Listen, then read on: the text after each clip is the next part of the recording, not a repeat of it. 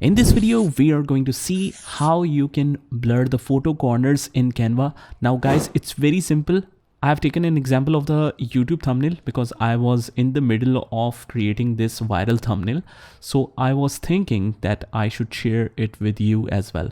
So for example, I want to create this thumbnail, how to create a YouTube channel in 2024. So here, as you all know, that grid background are very famous nowadays. So what I have done here, I went to the elements here and write here white grid.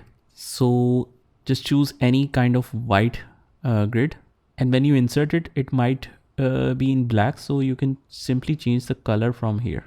Just turn it white and just zoom it a little bit.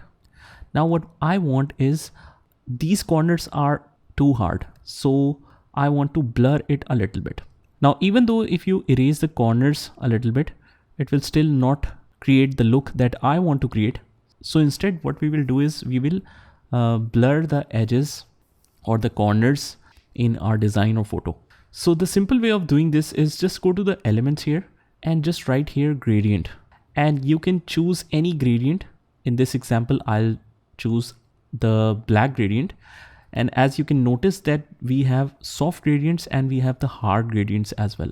So it depends on your choice. If you want very light gradient blur, so you can choose that. Otherwise you can choose the other ones. So it depends on what suits your design.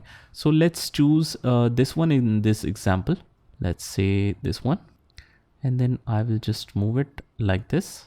And you can move it and place it however you want. Something like this. Now, as we can see that it is blurring the edges of the photo. Similar thing, if I want to just copy it and do the same here, hold the alternate key and move the mouse a little bit. So it will make a copy of it. And then we can just simply rotate this and place it like this. And this is how we can create this. Now, if let's say you want to move the photo upwards, just right click here in the layers, bring to front. So this is how you can create this kind of effect.